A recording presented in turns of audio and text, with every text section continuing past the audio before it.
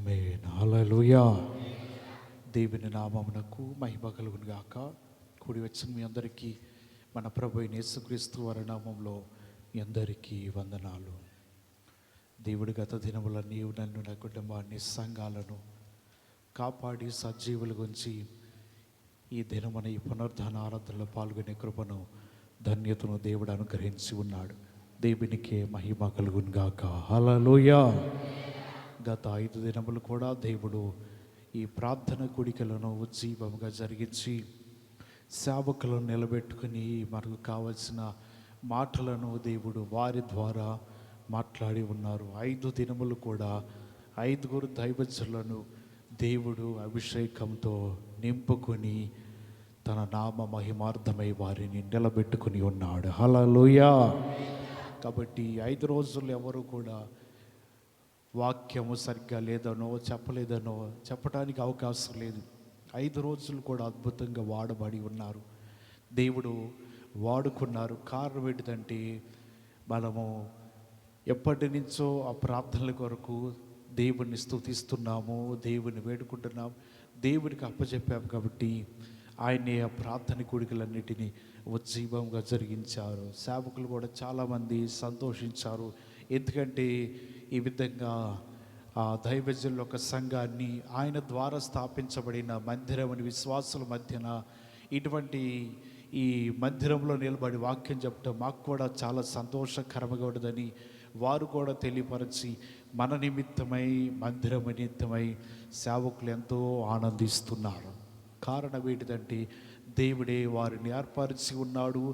ఈ విధంగా దేవుడి ద్వారా మనము నడిపించబడుతున్న సమస్త ఘనత ఆయనకే కలుగునుగాక. హల్లెలూయా. దేవుని వాక్యములకు వెళదాం. అందరూ బైబిల్ గ్రంథాలు తెరిచినట్లయితే లూకా రాసిన సువార్త 23వ అధ్యాయము, లూకా రాసిన సువార్త 23వ అధ్యాయము, కొంచెం ఎక్కువ తగ్గించు, 23వ అధ్యాయము 50-51 వచనం, 2 వచనాలు చదవండి. అరిమతయి యూదుల పట్టణపు సభ్యుడైన యోసేపు అని ఒకడుండెను. అతడు సజ్జనుడును నీతిమంతుడై ఉండి వారి ఆలోచనకును వారు చేసిన పనికిని సమ్మతింపగా దేవుని రాజ్యము కొరకు కనిపెట్టుచుండినవాడు. వాక్యం నిమిత్తమై చిన్న ప్రార్థన. మహాగరుడైన మా ప్రభా నీకు స్తోత్రాలు. ఉదయ కాల సమయంలో ప్రభా నిలబడిన జ్ఞాపకం చేసుకోండి తండ్రి. మీ నోటికి నన్ను బోరగా వాడుకోండి. కూడి ఉన్న బిడ్డలందరితో మీరే మాట్లాడమని యేసయ్య పరిశుద్ధ నామంలో ప్రార్థన చేసి అడుగుచున్నాను మా పరమ తండ్రి. మనం చదివిన మాట లూకా రాసిన సువార్త 23వ అధ్యాయము 50-51 వచనాలు, 2 వచనాలు రాయబడుతున్నది. అరిమతయి యూదుల పట్టణపు సభ్యుడైన యోసేపు ఒకడున్నారు. అతని స్వభావము, అతని అలవాటు లక్షణాలు ఏంటిదంటే, ఒకటి సజ్జనుడు, 2వది ఏంటిది నీతిమంతుడంట, 3వది దేవుని రాజ్యము కొరకు కనిపెట్టినవాడు. ఈ 3 మాటల గురించి మనం నేర్చుకుందాం. యోసేపులో ఉన్న 3 లక్షణాలు మనం ఈ పగటి కాలస్యంలో విందాం. ఒకటి ఏంటి చెప్పండి? ఎవరంట యోసేపు? సజ్జనుడు, 2వది నీతిమంతుడు, 3వది దేవుని రాజ్యము కొరకు కనిపెట్టువాడు. మనం నేర్చుకుంటున్న ఈ 3 మాటల్లో విలువైన చరిత్ర దాగబడి ఉన్నది. ఈ సజ్జనుడు అనగా మంచివాడు, నీతిమంతుడు, దేవుని రాజ్యము కొరకు కనిపెట్టువాడు. ఈ యోసేపు ఈ శిష్యులందరిలో కూడా అంతకుముందు ఒక వ్యక్తి. ఎటువంటి వ్యక్తి? అతని గురించి క్లుప్తంగా 3 వాక్యాలు చూపించి ఆ తదుపరి మనము లేఖనాల్లోకి వెళ్ళిపోదాం. మార్కు రాసిన సువార్త, అతని గురించి రాయబడిన ఈ సువార్తలో చూద్దాం. మార్కు రాసిన సువార్త 15వ అధ్యాయము 43వ వచనం.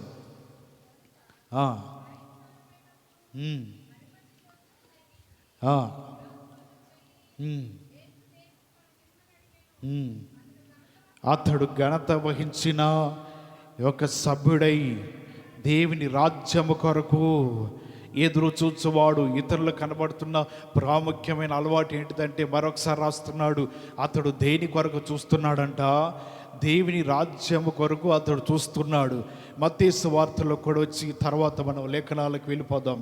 మత్తయి రాసిన సువార్త 27వ అధ్యాయము, మత్తయి రాసిన సువార్త 27వ అధ్యాయము 57వ వచనం. యేసు శిష్యుడిగానున్న అరిమతయి యోసేపు అను ఒక ధనవంతుడు సాయంకాలమైనప్పుడు వచ్చి, చాలండి, ఈ అరిమతయి యోసేపు ఎవరంట? కాదు 57వ వచనం ఉన్నది కదా, యేసు శిష్యుడిగానున్న అరిమతయి యోసేపు అంటే యోసేపు ఎవరు? శిష్యుడు, యేసు ప్రభువారి యొక్క శిష్యుడు. ఇక మనం లేఖనాలకు వచ్చి మనం మొదటి చదివిన మాట దగ్గరికి వచ్చేద్దాం. లోకాసు వార్తలోకి యోసేపు ఎవరనేది మీకు తెలియటానికే చూపించాను.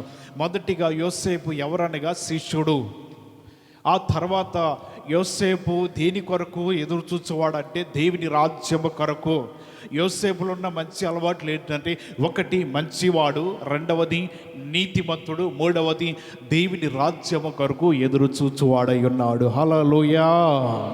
యేసు ప్రభువారికి శిష్యుడిగా ఉన్నాడు ఇతని గురించి ఈ చరిత్ర ఎందుకు రాయబడి ఉన్నదంటే, అతనిలో చాలా లోతైన విషయాలు ఉన్నాయి, మనకి అవసరం లేదు. ధైర్యవంతుడు, అతడు తెగించి భక్తి చేయగలిగినవాడు, తెగించి అధికారుల దగ్గరికి వెళ్ళగలిగినవాడు, తెగించి యేసు ప్రభువారికి దేహంని ఇవ్వమని అడిగినవాడు ఈ యోసేపే. ఇటువంటి అలవాట్లు కలిగినవాడు. కానీ ఇతనిలో మంచి లక్షణం ఏంటంటే, అంతకుముందు యేసుకి ఈ యోసేపు శిష్యుడిగా ఉన్నాడంట. అంటే యేసుతో కలిసి నడిచినవాడు, యేసుతో కలిసి ప్రయాణం చేసినవాడు, యేసుతో కలిసి ఎక్కడికైనా సరే ఇతడు వెళ్ళగలిగినవాడు. ఆ యేసుతో నడుచుట వలన ఇతనికి ధైర్య సాహసాలు వచ్చినాయి. హల్లెలూయా. అతడు తన జీవితంలో మంచివాడుగా మారిపోతున్నాడు. అతను జీవితంలో నీతిమంతుడిగా ఉంటున్నాడు. అతను జీవితము దేవుని రాజ్యము కొరకు ఎదురు చూస్తున్నాడు. కారణం ఏంటిదంటే, ఈ అరిమతయి యోసేపు తన జీవితంలో యేసుతో పాటు నడిచిన తర్వాత మరలా అతను యేసు శిష్యుడిగా నుంచి పక్కకి తొలగిపోయిన తర్వాత అతను మారిపోలేదండి. యేసుతో ఉన్నప్పుడు ఏ లక్షణాలు అయితే ఉన్నాయో, యేసు ప్రభువారి నుంచి కొద్దిగా అతడు దూరంగా ఉన్నా సరే అతడు నీతిమంతుడిగానే ఉన్నాడంట, అతడు మంచివాడిగానే ఉన్నాడంట, అతడు దేవుని రాజ్యం కొరకు ఎదురు చూచువాడిగానే ఉన్నాడంట. యేసుతో నడిచిన తర్వాత ఆయన నేను అనుసరించట్లేదు కదా, ఆయనని నేను ఎప్పుడు కూడా ఆయన వెంట నడవట్లేదు కదా, ఆయనతోనే మాట్లాడటం లేదు కదా, యేసు నాతో మాట్లాడటం లేదు కదా, మా మధ్యన ఎంతో వ్యత్యాసం కనబడుతుందని తన జీవితాన్ని లోకంలో పడవేసుకోలేదు. తన జీవితాన్ని ఈ లోక అలవాట్లకి వెళ్ళిపోలేదు. తాను వెళ్ళిపోయి పరిసయ్యులతో పాటు తన జీవితాన్ని ఉండటానికి ఎంత మాత్రం కూడా ఇష్టపడలేదు. అతని జీవితం లోకంలో ఉన్నారందరి ఎదుట కూడా అతడు భక్తిహీనులతో కలిసి సాంగత్యం చేయట్లేదు. అతడు జీవితము యేసు ప్రభువుతో కలిసి నడవకపోయినా అంతకుముందు అతని జీవితం, ఇక్కడ మత్తయి సువార్తలో యేసు శిష్యుడిగా ఉన్నాడు రాయబడుతున్నది. తెలుగు భాషలో రాయబడింది గ్రంథాల్లో, అతడు అంతకుముందే శిష్యుడిగా ఉన్నాడంట. ఈ శిష్యుడిగా ఉన్న ఇతని జీవితము యేసు ప్రభువారి కోసం నిలబడ్డాడు. కష్ట సమయంలో యేసుతో పాటు తోడుగా ఉన్నాడు. యేసు తన దేహాన్ని కోసం ఇవ్వమని ఆయన అడగటానికి వెళుతున్నాడు. ఇతరులో నీ 3 అలవాట్లు చూసినట్లయితే సజ్జనుడిగా కనబడుతున్నట్టుగా మంచివాడు. అటువంటి భయంకరమైన దినములలో, లోకమంతా పాపంతో నిండిపోయిన దినములలో, లోకమంతా కూడా అనేక దౌర్భాగ్యము కలిగిన ప్రజల మధ్యలో, లోకంలో అనేక మంది చెడ్డవారి మధ్యలో, అవినీతి మధ్యలో ఉంటున్న యోసేపు అంట మంచివాడిగా కనబడుతున్నాడు. యోసేపు జీవితము ప్రజలను చూసి పడిపోయే దినాల్లో ఉన్నాం మనం. ఇప్పుడు ఒకరిని చూసి ఒకరు మన జీవితాల్లో నేర్చుకునే సమయంలో ఉన్నాం. ఒకరు భక్తిహీనులు చూసి మన జీవితంలో భక్తిని పాడు చేసుకునే దినమల్లో ఉన్నాం. మన జీవితంలో పాపాన్ని చూసి మనం పడిపోయే రోజులో జీవిస్తున్నాం. మన జీవితంలో తోటి మనుషులను చూసి మన జీవితాన్ని పాడు చేసుకునే దినములో జీవిస్తున్నాం. యోసేపు కూడా అటువంటి దినములో ఉన్నవారే. ఎవరు సువార్తను అంగీకరించట్లా, యేసుక్రీస్తు వారికి విరోధంగా జీవిస్తున్నారు, ఆయన చెప్పిన మాటలు నిరాకరిస్తున్నారు.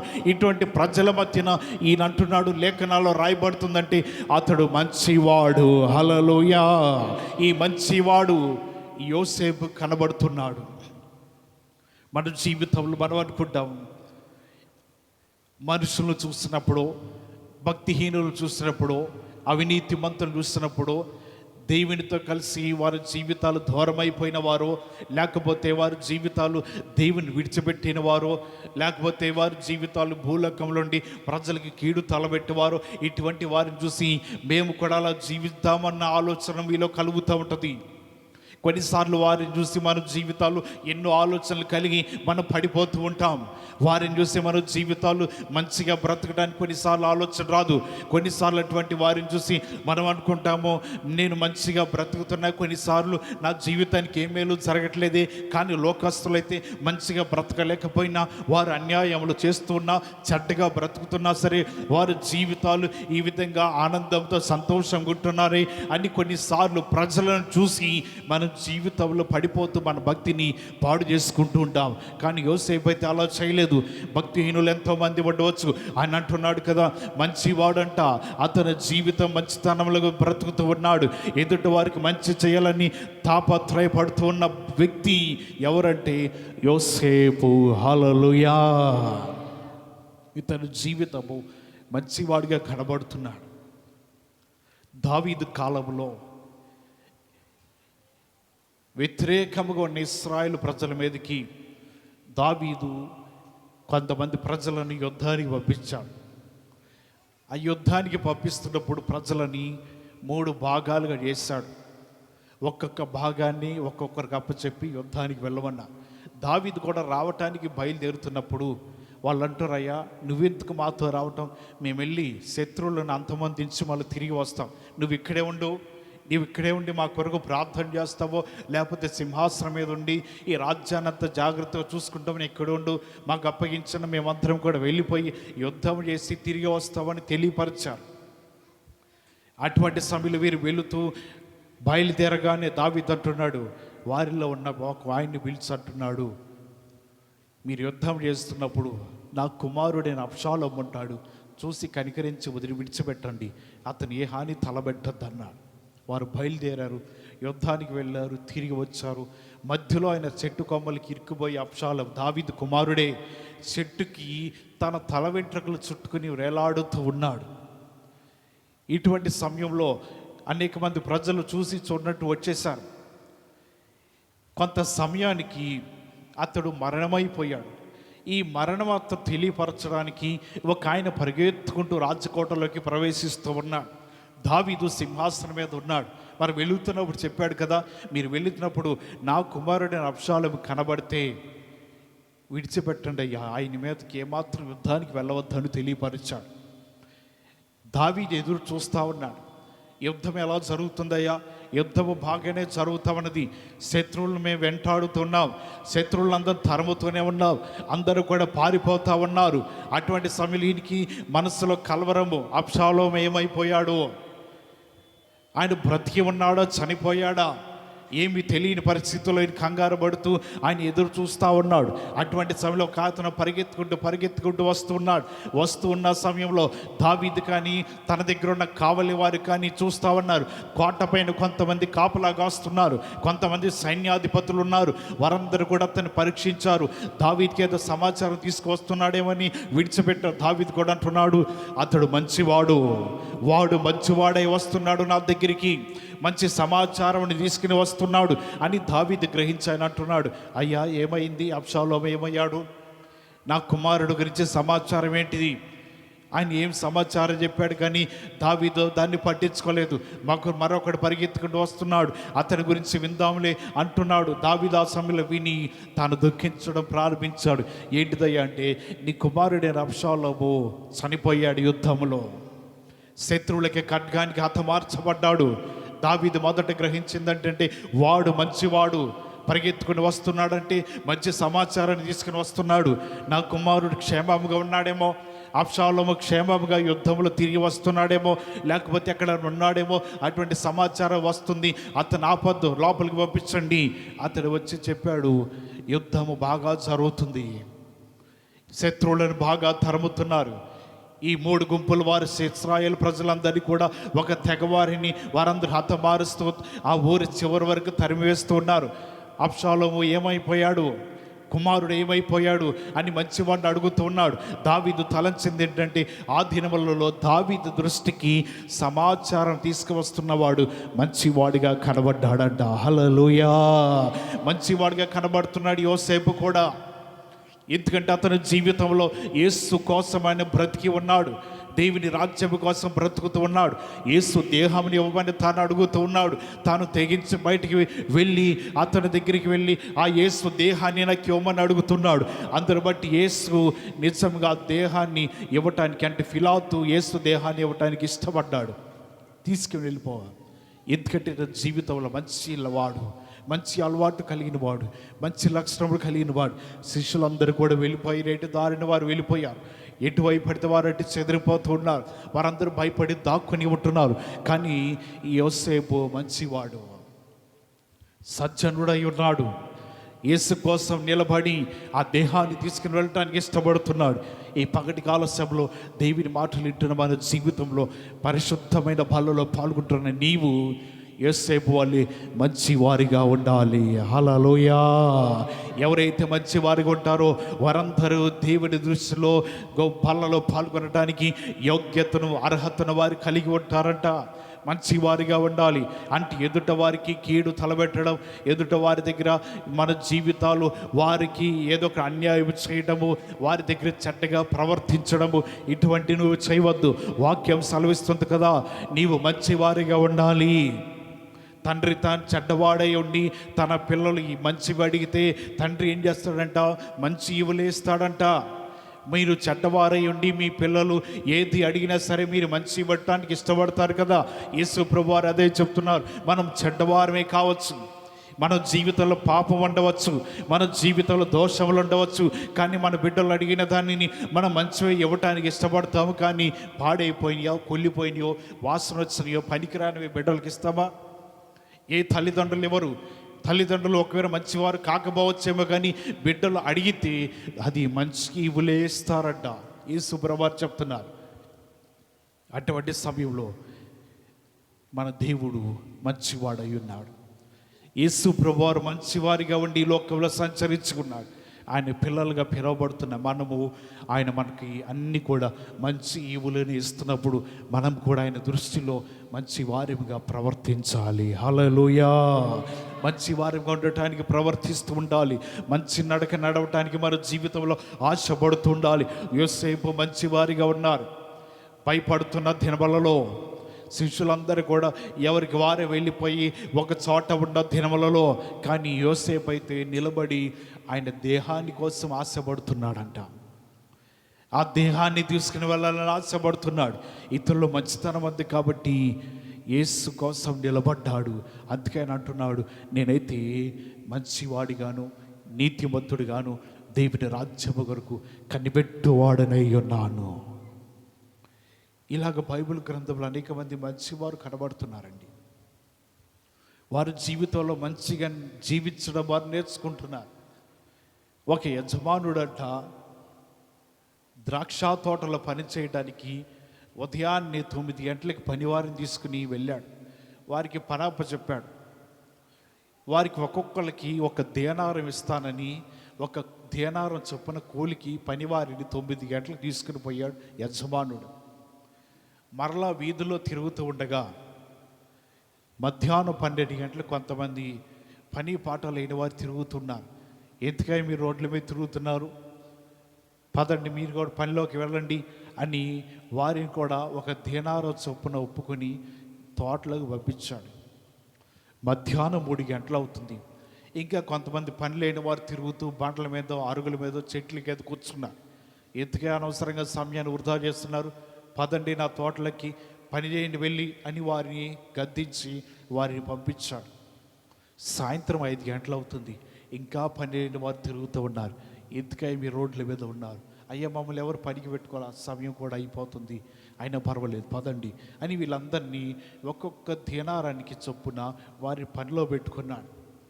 సాయంత్రం 6 గంటలు అయిపోయింది. యజమానుడు పనివారిని పిలిచాడు. ఉదయం 9 గంటలకు వచ్చిన వారికి ఎంత ఇస్తాన్నాడు కూలి? 1 దేనారం. వారందరికి ఇచ్చాడు. ఒక్కొక్కరికి 1 దేనారం ఇచ్చి పంపించాడు. 12 గంటలకు వచ్చిన వారికి ఎంత ఇస్తా అన్నాడు? 1 దేనారు ఇస్తా అన్నాడు. ఇచ్చి పంపిస్తున్నాడు. 3 గంటలకు వచ్చిన ఆయన కూడా అదే ఇచ్చాడు. సాయంత్రం 5 గంటలకు వచ్చిన ఆయన కూడా అదే ఇచ్చాడు. ఈ 5 గంటలకి 3 గంటలకి ఇవ్వగానే 9 గంటలు వచ్చిన వాళ్ళు కోపం వచ్చింది. ఏమయ్యా, మేము 9ంటికి వచ్చాం, సాయంత్రం 6 దాకా కష్టపడ్డాం, ఏంటి 3ంటికి వచ్చిన వాళ్ళతో సమానంగా ఇచ్చా మాకు, 5 గంటలకు వచ్చిన వాళ్ళతో సమానంగా ఇచ్చబెట్టి మాకు, మేము పొద్దున్న 9 గంటల నుంచి 6 గంటల వరకు పని చేస్తూనే కష్టపడుతున్నాం, వారికి మాకు సమానంగా ఎందుకు ఇచ్చావు? యజమానుడు అంటున్నాడు, ఎందుకయ్యా నీకు అంత కడుపు మంటగా ఉంది? నేను నీకు ఎంత ఇస్తానన్నా? 1 దేనారం ఇస్తానన్నా, ఇచ్చాను కదా. నా సొమ్ము నా ఇష్టమై ఉన్నది, నేను మంచివాడునై నా సొమ్ము ఖర్చు పెడుతున్నప్పుడు నీకెంతగా ఎంత బాధ?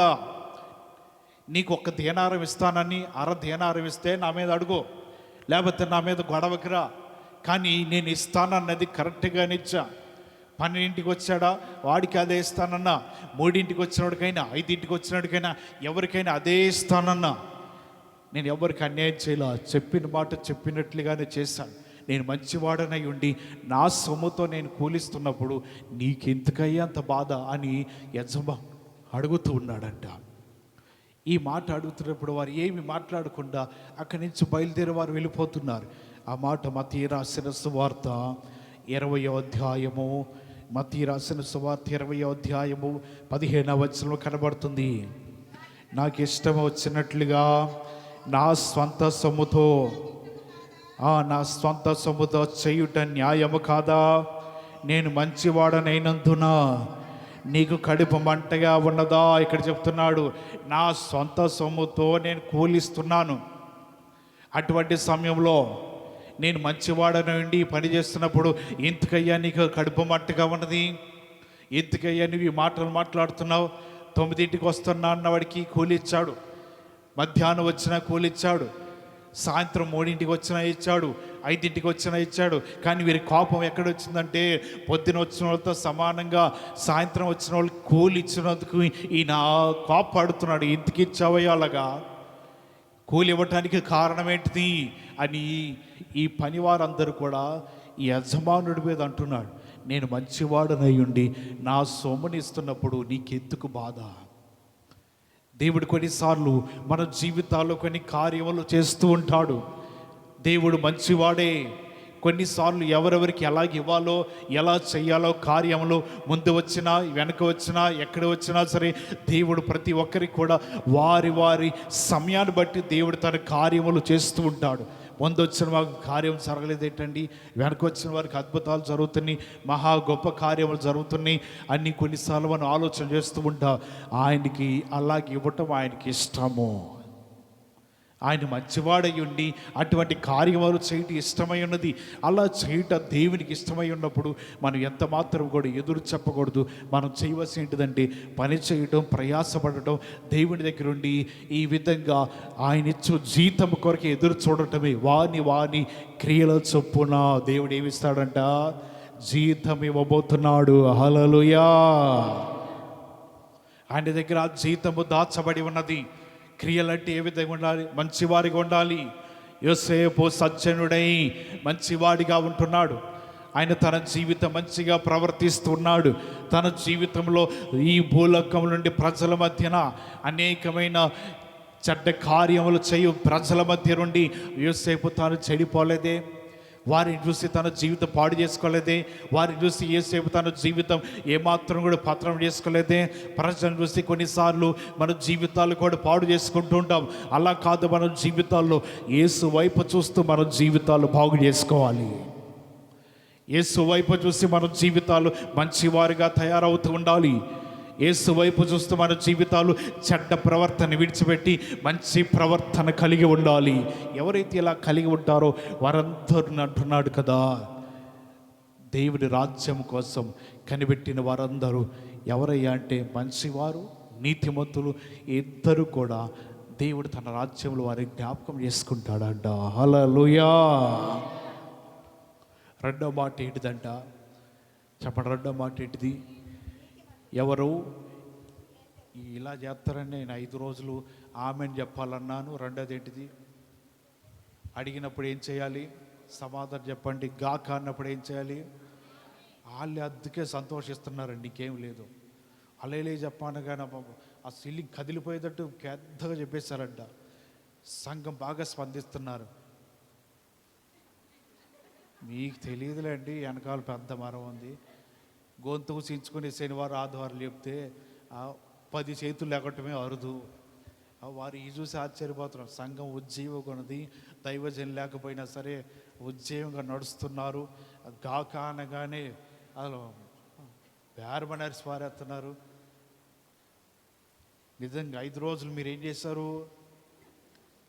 ఏం చేశారండి 5 రోజులు? నటించారా? మరి స్పందించినప్పుడు మరి ఇప్పుడేమైంది? ఇప్పుడేం నోర్లు పడిపోయినా? మరి వారి టైంలో ఉన్నప్పుడు బాగానే ఆమెనన్నారు, హల్లెలూయా అన్నారు, చెప్పగానే దేవుని మాటలు చక్కగా మళ్ళీ తిరిగి అడగగానే చెప్పారు. మరి ఇప్పుడేమైంది? ఇక్కడ రెండో మాట మనం నేర్చుకుంటే కనబడుతుంది. లోకాసు వార్తల్లోకి వస్తే రెండో మాట ఉన్నది. 20వ అధ్యాయము 51వ వచనం ఉన్నది. సజ్జనుడు. రెండవది ఏంటిది? నీతిమంతుడై ఉన్నాడు. యోసేపు రెండవ అలవాటు ఏంటిదంటే నీతిమంతుడై ఉన్నాడు. ఈ నీతిమంతులై ఉన్నవారు ఇక్కడ రాయబడుతున్నది, వారు పరిశుద్ధత కూడా కలిగి ఉంటారంట. నీతిమంతుడై ఉన్నాడు ఇతని జీవితము. ఈ 2 లక్షణాలు ఈనాటి కాలంలో, ఈ దినములలో, ఈ రోజున ప్రజలలో ఈ 2 లక్షణాలు చూడటం అదైపోయిందని. కనబడతలేదు. మంచివారు కనబడతలేదు, నీతిమంతులు కనబడతలేదు.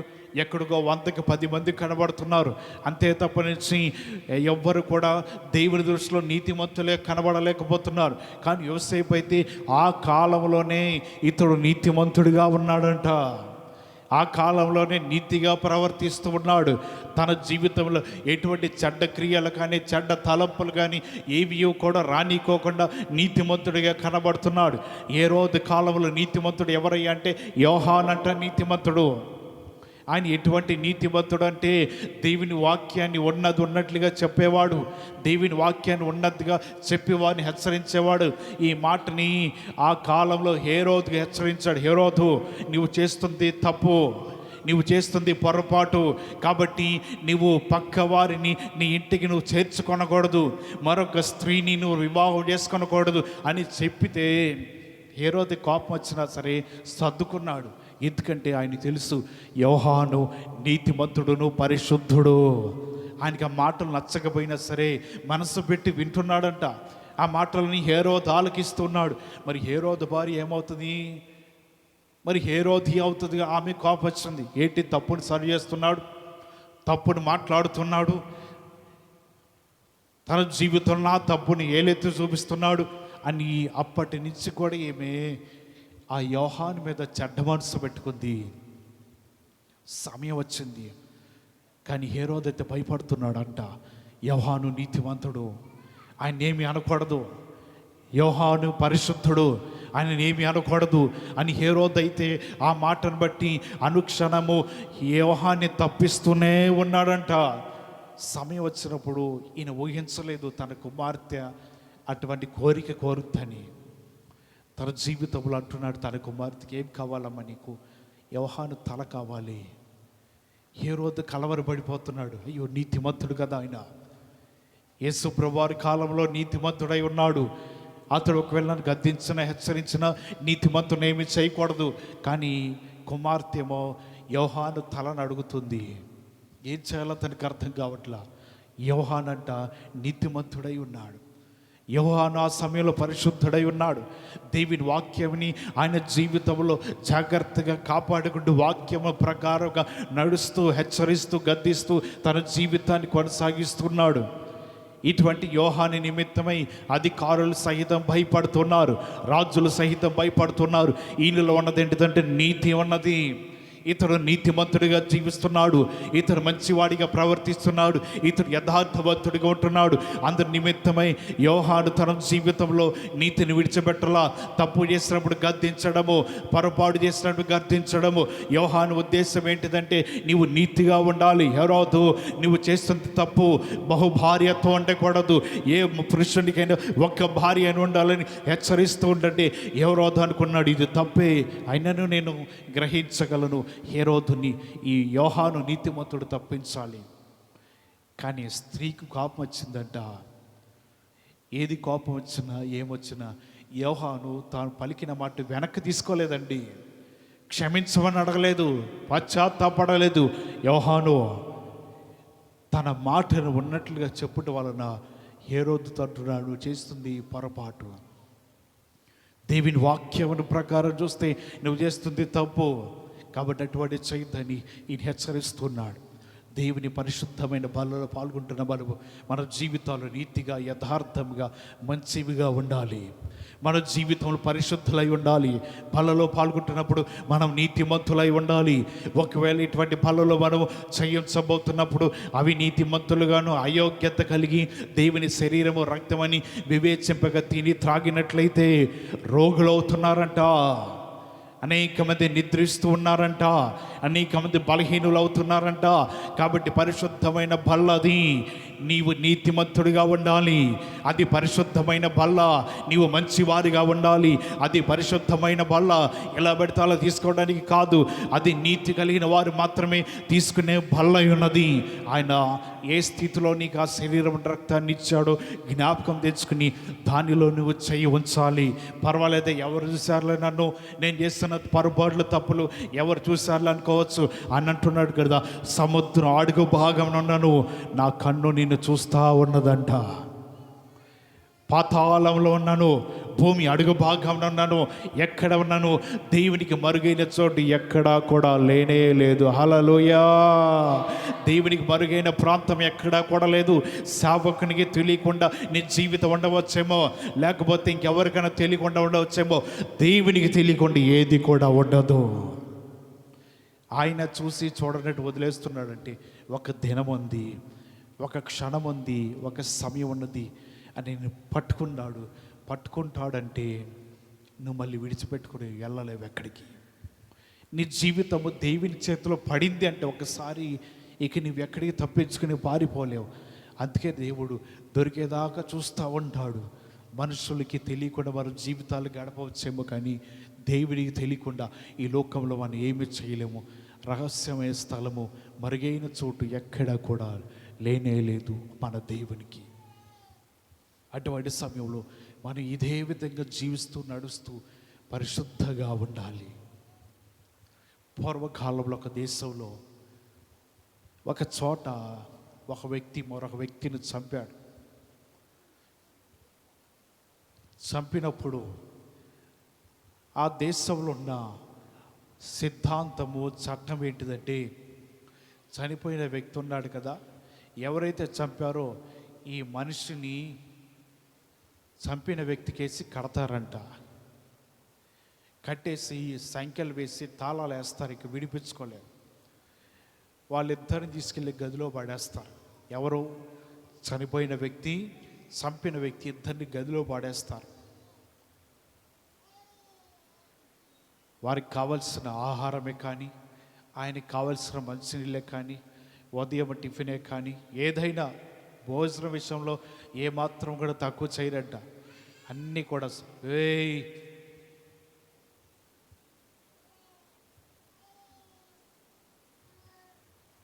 ఏది తక్కువ కాకుండా జాగ్రత్తగా చూసుకుంటా.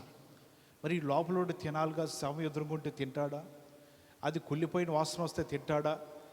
ఈ ఎదురుగా ఏమో శవాన్ని పెట్టి అది పనిష్మెంటు, ఎందుకంటే అన్యాయంగా జరిగించాడు. అన్యాయంగా మనిషిని చంపినందుకు గదిలో పెట్టి ఇద్దరిని పడేసేసి కిటికీలన్నీ తీసామంటే ఆ తలుపు మాత్రం వేసి ఉంటుంది, లోపల ఉంటాడు. ఎప్పటి వరకు ఉంచుతాడంటే ఈ బ్రతుకున్నవాడు కూడా చనిపోయే స్థితి వరకు ఉంచి చనిపోతాడనగా అప్పుడు ఈయన్ని బయటికి తీసుకొచ్చి హాస్పిటల్లో పడేసి మళ్ళీ బాగు చేసి అప్పుడు తీర్పుకి తీసుకెళ్తారు.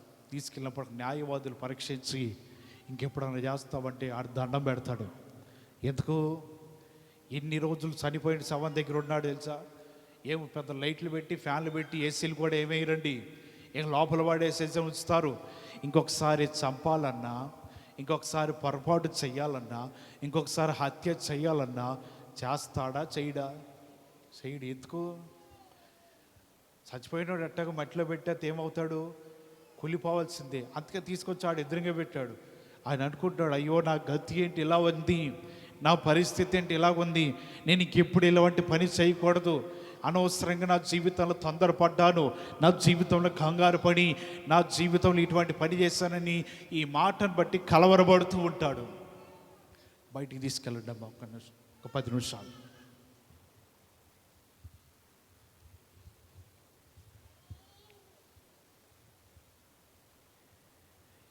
ఎప్పుడైతే ఇలా చేస్తూ ఉంటారో ఇంకా దేశం నిదానంగా ఈ క్రైమ్ రేటు తగ్గిపోతూ ఉన్నదంట. మన దేశంలో కూడా 1-2 ఇట్లాంటివి జరిగితే దేశం మొత్తం బాగుపడుతుందండి.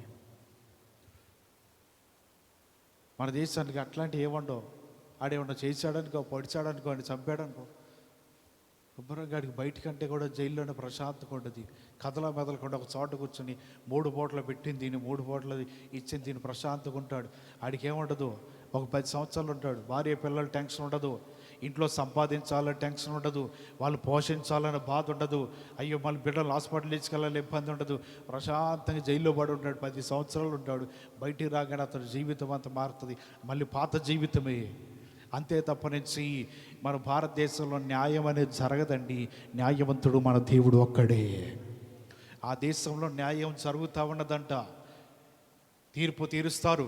ఈయన పొరపాటు చేశాడు, ఇతడు ఆ తప్పిదం లేకుండా మరణించాడు, కానీ తెలిస్తే ఆ శవాన్ని ఈయనకి వేసి కడితే రెండోసారి ఇక ఎటువంటి పొరపాట్లు చేయరు, ఎటువంటి తప్పిదములు చేయరు. ఎందుకంటే అందరూ ఉండగానే ఒక్కళ్ళు ఎదురుగా శవం ఉంటే భయం, గుండెకి చచ్చిపోతాం. అర్ధరాత్రి లైట్ ఏమి లేకుండా శవం ఎదురుగా కూర్చోగలమా? ఇక భయంకరమైన శిక్షలు ఈ విధంగా ఉండుట ద్వారా దేశం మొత్తం బాగుపడిందంట. ఎవరన్నా ఎదుటి మనిషికి హాని తలబెట్టాలన్నా, కత్తి పట్టుకుని తిరగాలన్నా, పొడిచి చంపాలన్నా, లేకపోతే ఏదన్నా చేయాలంటే భయము. చనిపోయేవాడి కంటే చంపేవాడికి ఎక్కువ భయం అంట. అమ్మో ఏమవుతుందో, మళ్ళీ వాళ్ళీసి నాగేసి కడతారేమో, ఇద్దరు కలిసి గదిలో పడేస్తారేమో, అది కుళ్ళిపోతూ ఉంటుంది, పురుగులు పడుతూ ఉంటాయి, వాసన వస్తూ ఉంటుంది, ఒరే తినరా భోజనం అంటారంట. ఏం తింటాడాడు? ఇట్లాంటివి జరిగితే తప్ప మన దేశం బాగుపడదండి. ఇప్పుడు మన జీవితాల్లో నేర్చుకోవాల్సింటిదంటే ఆ దేశంలో అందరూ మంచివారు ఉన్నారు, మన జీవితం ఏంటిది, మన పరిస్థితి ఏంటిది, మనం ఏ విధంగా నీతిమంతులు ఉన్నామా, మన జీవితం నీతిగా జీవిస్తున్నామా, మనం నీతిగా యథార్థంగా ఉండగలుగుతున్నామా లేదా ఒకసారి పరీక్షించుకోవాలి. ఒకవేళ నీతిమంతులు లేకపోతే మనం నీతిగా ప్రవర్తించడానికి, నీతిగా ఉండటానికి దేవుడి దగ్గర ఎవరైతే ప్రయాసపడుతుంటారో అటువంటి వారితో అంటున్నాడు కదా, నీతిమంతులదే నా రాజ్యము. హల్లెలూయా. నీతిమంతులై ఉన్నవారే ఆయన రాజ్యంలో ఉంటారంట. నీతిగా ప్రవర్తించిన వారే ఆయన రాజ్యంలో ఉంటారు. యేసు ప్రభువారు కూడా నీతిమంతులే. పేతురు యోహాను అంటున్నారు కదా, నీతిమంతుడు పరిశుద్ధుడైన యేసు ప్రభువారిని మీరు నిరాకరించి ఆయనను సిలువకు అప్పగించి ఎన్నో శోధనలకు అప్పగించి మీరు ఏం చేస్తారు? నరహంతకుని విడిపించమని మీరు అడిగారే. ఎవరిని విడిపించమన్నారంట? అపోస్తుల కార్యంలో కనబడుతుంది 3వ అధ్యాయము, అపోస్తుల కార్యము 3వ అధ్యాయము 14వ వచనం రాయబడుతుంది, మీరు పరిశుద్ధుడను నీతిమంతుడైన వానిని నిరాకరించి నరహంతకుడైన మనుషుణ్ణి మీకు అనుగ్రహింపమని అడిగిత్రి. ఇక్కడ రాయబడుతుంది, నీతిమంతుడను పరిశుద్ధుడునైన మనుషుణ్ణి నిరాకరించి నరహంతకుడిని ఏం చేయమన్నారంట? చెప్పండి, ఏం చేయమన్నారు? అప్పగించమన్నారు. ఇప్పటికీ అంతే జరుగుతుందిలేండి. నీతిమంతులైన వారందరూ కూడా దేవుడు ముందుగానే గుర్తెరి గబగబ తన రాజ్యానికి త్వరగా తీసుకువెళ్ళిపోతున్నారు. కానీ ఈ భూలోకంలో నరహంతకులు ఉన్నారు, మనిషి ప్రాణం తీయగలిగిన వారు ఉన్నారు, చెడ్డ క్రియలు చేయగలిగిన వారు ఉన్నారు, అసహ్యమైన కార్యములు చేయగలిగిన వారు ఉన్నారు, అనేక విధములుగా ఈ భూలోకంలో తమ ఇష్టం వచ్చినట్లుగా బ్రతికేవారు ఉన్నారు. ఇక్కడ అదే జరిగింది యేసుప్రభు వారి కాలంలో కూడా. నరహంతుకుని అప్పచెప్పండి, నరహంతుకుని అప్పచెప్పండి అని వారికి ఆకలి పెట్టి, నీతిమంతుని యేసేయండి సిలువా, ఆయన మాకు అవసరం లేదని వారు చెప్పారు. ఆ మాటను బట్టి నరహంతుకులే భారతదేశంలో సగం మంది ఉన్నారు, నీతిమంతులు తక్కువ మంది ఉన్నారండి, తక్కువ మంది కనబడుతున్నారు. కానీ వారితో మన జీవితాలు పోల్చుకోకుండా, వారిని చూసి మన జీవితాలు నడుపుకోకుండా నువ్వు చేయవచ్చు ఏంటిదంటే నీతిమంతుడిగా ఉండాలి. హల్లెలూయా. నీతిమంతులు ఎవరి జీవితాలతో ఉంటాయో వారందరూ కూడా ఆయన రాజ్యంలో ఉండటానికి దేవుడు ఇష్టపడుతున్నాడు. మూడో మాట చూద్దాము. ఏం చేయాలంట? ఎవరి కోసం కనిపెట్టాలి? దేవుని రాజ్యం కొరకు కనిపెట్టాలి. యోసేపు కనిపెడుతున్నాడు. మూడవదిగా దేవుని రాజ్యం కొరకు కనిపెడుతున్నాడంట. దేవుని రాజ్యం కొరకు ఎదురు చూస్తున్నాడు. ఆయన రాజ్యం ఎప్పుడు వస్తుంది? ఆయన నన్ను ఎప్పుడు కొనిపోయి తీసుకువెళుతూ ఉంటాడు, ఆయనతో పాటు నేను రాజ్యంలో ఎప్పుడు ఉంటాను, ఆయనతో పాటు రాజ్యంలో నేను ఎప్పుడు ఆనందిస్తాను అని ఇదే ఆలోచనతో తన జీవితము దేవుని రాజ్యం కొరకు కనిపెడుతూ ఉన్నాడు. మనం ప్రార్థన చేస్తున్నప్పుడు దేవుడు కనిపెడుతూ ఉంటాడు. నీవు దేని కొరకు అడుగుతున్నావు? నీవు దేని కొరకు వేడుకుంటున్నావు? నువ్వు దేవుని కొరకు ప్రార్థన చేస్తున్నావు. ఏది నీ అవసరతని దేవుడు నీ ప్రార్థన వైపు తేరి చూస్తూ ఆలోచన చేస్తూ ఉంటాడు. నిజంగా నీకు అవసరమైతే దేవుడు వెనువెంటనే దానిని అనుగ్రహించగలడు. హల్లెలూయా. అటువంటి దాన్ని ఇవ్వటానికి ఆయన ఇష్టపడుతున్నాడంట. దేవుని రాజ్యం కొరకు కనిపెట్టాలి. హన్నా ప్రార్థన చేస్తూ ఉన్నది, ఏడుస్తూ ఉన్నది, కన్నీరు కారుస్తుంది. దైవజనుడు అనుకుంటున్నాడు, ఇంత పొద్దున్నే ఈమె మద్యంతో మత్తురాలు అయిపోయిందేమో అనుకుంటున్నాడు. లేదయ్యా, నేను బిడ్డలో లేని దాన్నయ్యి గొడ్రాలుగా ఉన్నాను, అందుకే నేను కన్నీరు కారుస్తూ ప్రార్థన చేసుకుంటున్నా. అయ్యా నువ్వు అలా అనవద్దు అని హన్న అడుగుతుంది.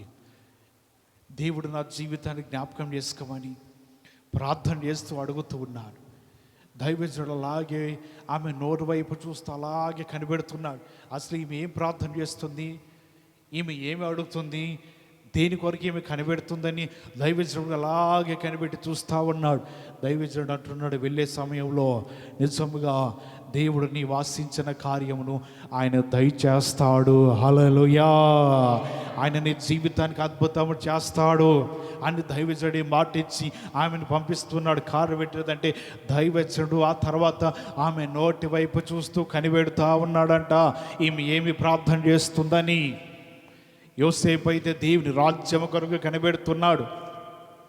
ఎవరైతే దేవుని రాజ్యం కొరకు కనిపెడుతుంటారో వారి ప్రార్థన దేవుడు త్రోసివేయక, వారి ప్రార్థన దేవుడు విడిచిపెట్టకుండా, వారి ప్రార్థనలన్నిటినీ కూడా అంగీకరించడానికి దేవుడు ఇష్టపడుతూ ఉంటాడు.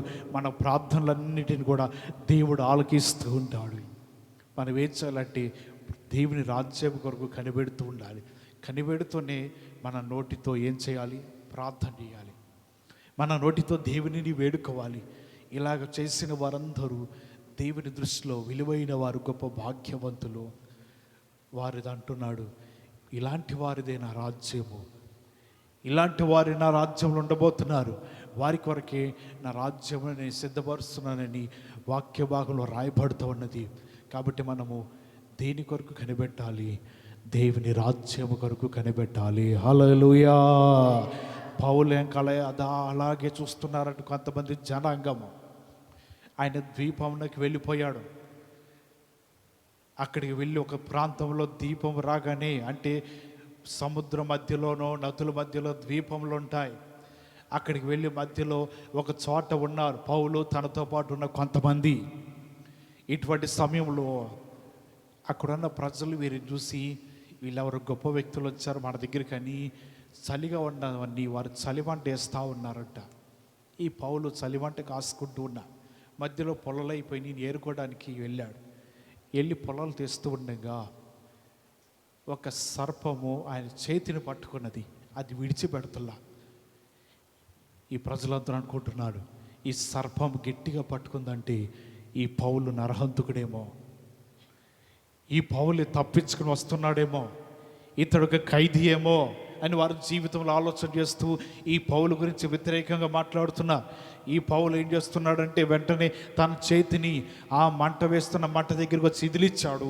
వెంటనే సర్పం విడిచిపెట్టింది.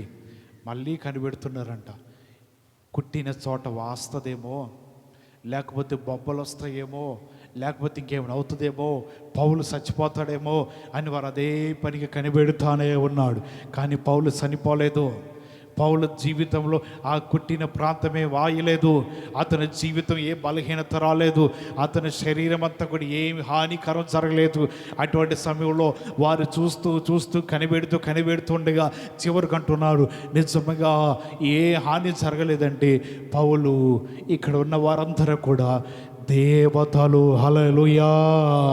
వారు చెప్తా ఉన్నారు, నిజంగా వీరు దేవతల వలె స్వరూపము కలిగి ఉన్నారు. వారికి నమ్మటం ప్రారంభించారు. పౌలు చెప్తున్న మాటలన్నీ కూడా వారు వింటున్నారు. పౌలు ఆజ్ఞాపించిన ప్రతి మాటను బట్టి వారి జీవితంలో విశ్వాసం కలిగి ఉండి వారు తెలియపరుస్తున్నారు, నీకేమైనా హాని కలిగితేమని కనిపెడుతున్నావు, కానీ నీకేమీ హాని కలగలేదు. నీవు నిజంగా దేవుని చేత పంపబడిన వాడివి, దేవుని చేత ఏర్పరచబడిన వాడివి. ఎవరైతే దేవుని రాజ్యము కొరకు కనిపెడతారో వారందరూ దేవుని చేత ఏర్పరచబడిన వారు. కనిపెట్టిన వారందరూ కూడా దేవుని రాజ్యం కొరకు ఎదురు చూసిన వారు. కనిపెట్టిన వారందరికీ కూడా ఆయన నిశ్చయముగా వారికి దొరుకుతాడంట. యోసేపు కనిపెట్టాడు. తన జీవితం కనిపెట్టి విధానంలో 2 మంచి పనులు చేశాడు. ఒకటి, మంచివాడిగా ఉన్నాడు. రెండవది, నీతిమంతుడుగా ఉన్నాడు. మూడవది, దేవుని రాజ్యము కొరకు ఎదురు చూచువాడై ఉన్నాడు. కాబట్టి ఈ లక్షణాలు, ఈ 3 ఎవరిలో ఉన్నాయంట? చెప్పండి, ఎవరిలో ఉన్నాయి? యోసేపులో ఉన్నాయి. చెప్పండి. మొదటిది సజ్జనుడు, రెండవది నీతిమంతుడు, మూడవది దేవుని రాజ్యం కొరకు కనిపెట్టువాడు.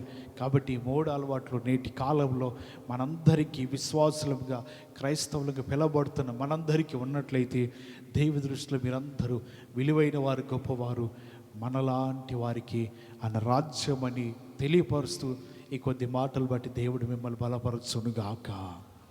అందరూ తలలో వచ్చండి, ప్రార్థన చేసుకుందాం.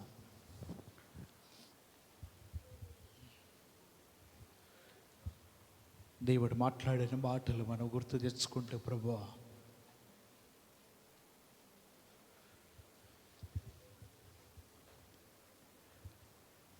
యేసేపు వలె మా జీవితాలు మంచి వారిగా ఉండాలని మాట్లాడవయ్యా. అరిమితైన యోసేపు వలె నీతిమంతుడిగా ఉండాలని మాట్లాడి ఉన్నావయ్యా. దేవుని రాజ్యం కొరకు కనిపెట్టిన ఆ యోసేపు వలె ఉండాలని మీరు మాట్లాడి ఉన్నావు. మా జీవితాలు ప్రభా మంచిగా ప్రవర్తించాలి. లోకం ఎడ్డిపోయినా, లోకం ఎలాగ ఉన్నా సరే మనకి సంబంధం లేదు. కానీ దేవుని వాక్యమును బట్టి మన జీవితంలో మంచివారిగా నడుస్తున్నామా లేదా? మంచివారిగా మన జీవితాలు ప్రవర్తిస్తున్నామా లేదా? యథార్థంగా మన జీవితాలు ఉన్నాయా లేదా అని మనం పరీక్షించుకోవాలి.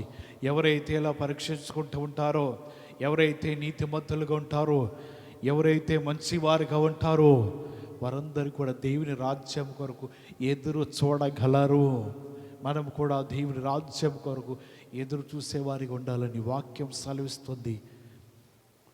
ప్రభా, నేను నీ రాజ్యం కొరకు ఎదురు చూస్తానయ్యా. మంచిగా ఉండి, నీతిగా ఉండి నీ రాజ్యం కొరకు కనిపెడతానని నీవు అనుకున్నట్లయితే ప్రార్థన చేసుకుందాం. చెప్పబడిన వాక్యము మనందరి జీవితాల్లో ఫలభరితంగా ఉన్నట్లుగా ఎవరైనా ఆత్మచేత ప్రేరేపణ కలిగిన వారు వాక్యము ఫలించినట్లుగా ప్రార్థన చేయండి.